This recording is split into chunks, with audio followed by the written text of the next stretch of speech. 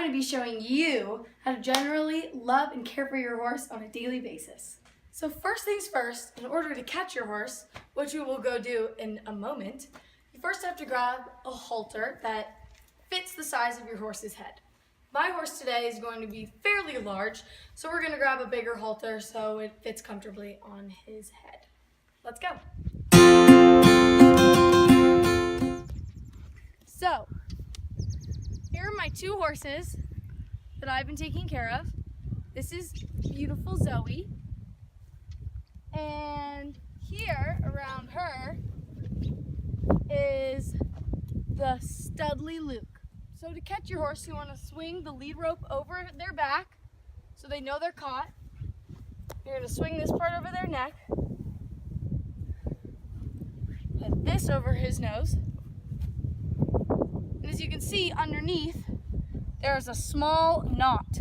You want to make sure that rests about right here. You don't want it too far over or the other way. Then you're going to take this part, put it through the loop. Then you're going to take it around back and up through. And that, ladies and gentlemen, is how you tie a halter onto your horse. So while leading your horse, you want to hold it like this, or you can fold the front like this. And sometimes horses have space awareness issues and will get too close. So you can use this part to swing in front and he'll back up. When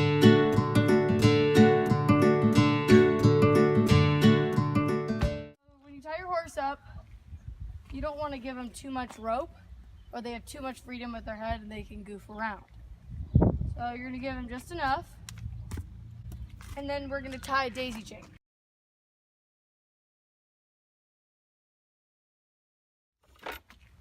Now it's time to groom the horse. First brush you want to use, considering what time of year it is, our horse is shedding.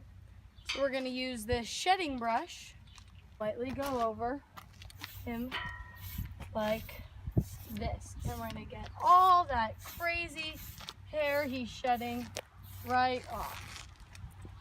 Next, we're going to use the curry comb now that we're done with the shedding brush.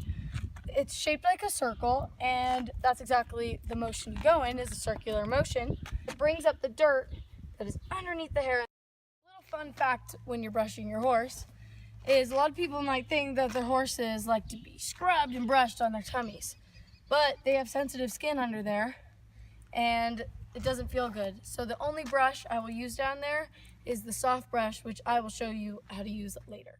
Here I'm using the hard brush, which I forgot to get a clip of, but it has hard bristles and is really good to use to get the dirt off. Another fun fact is, see this thing on the horse's elbow right above the knee? It's kind of callousy.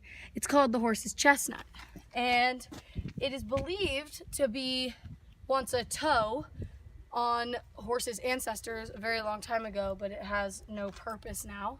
But I often see, and other people do see, horses sniffing it, so it might be another way for horses to get to know each other, like how dogs sniff each other's bums. The next brush is the soft brush. It's very soft, and it just kind of brushes everything off the top layer of the horse's fur. Our last fun fact is about brands on horses. I did not brand this horse. The previous owners did, and we don't know why, but there it is.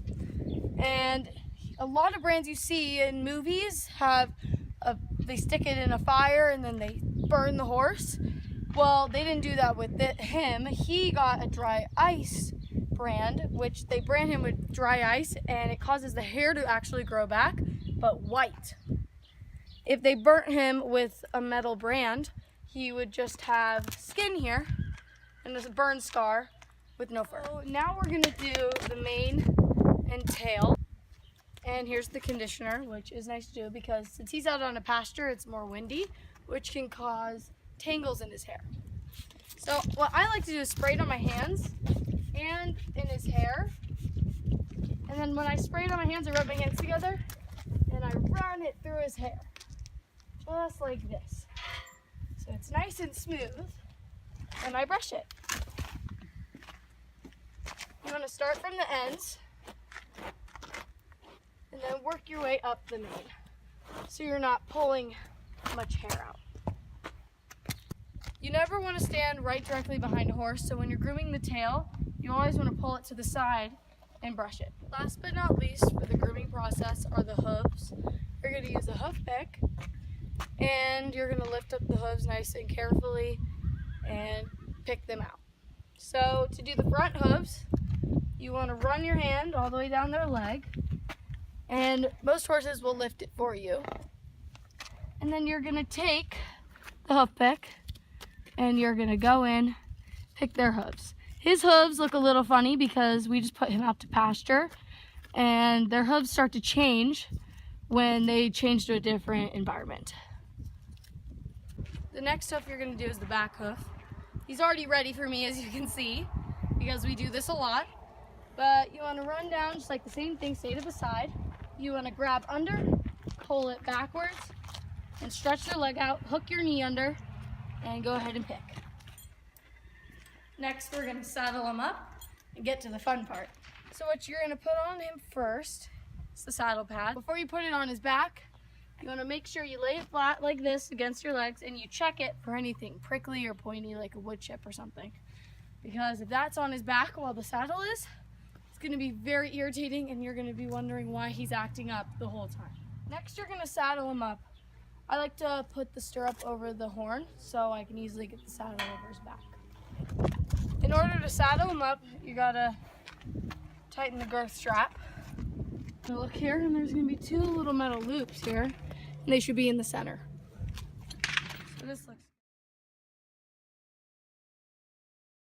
Before I get on him, I'm gonna tighten this again because he'll have relaxed a little bit unpuffed. Saddle looks good. Let's go do some groundwork. Okay, so now we're gonna do something I like to call groundwork. Well, it's really good to do some work on the ground before you just go ahead and jump up on your horse, because you can tell right now he's a little hyped up and kind of anxious and distracted because I'm hearing some gun shooting, his horse friends are calling for him, and it's a lot going on. I'm going to do this so I can get him focused on the ground so he's focused when I'm on his back.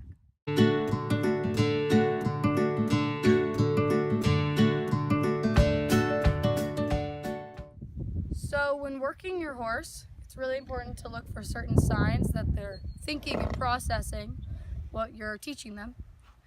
One is they'll lick and chew. They'll kind of do a kind of thing. They'll do heavy breaths out and sneezing sounds, just like that.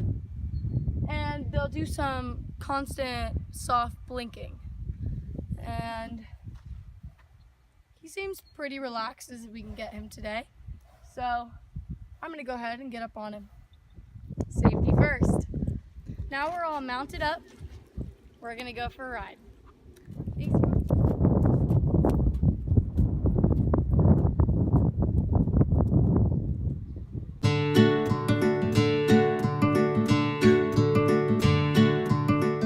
And after a really good day with your horse, you wanna make sure you really love on him. Good boy. Say bye, Luke. Thanks for watching. See you later.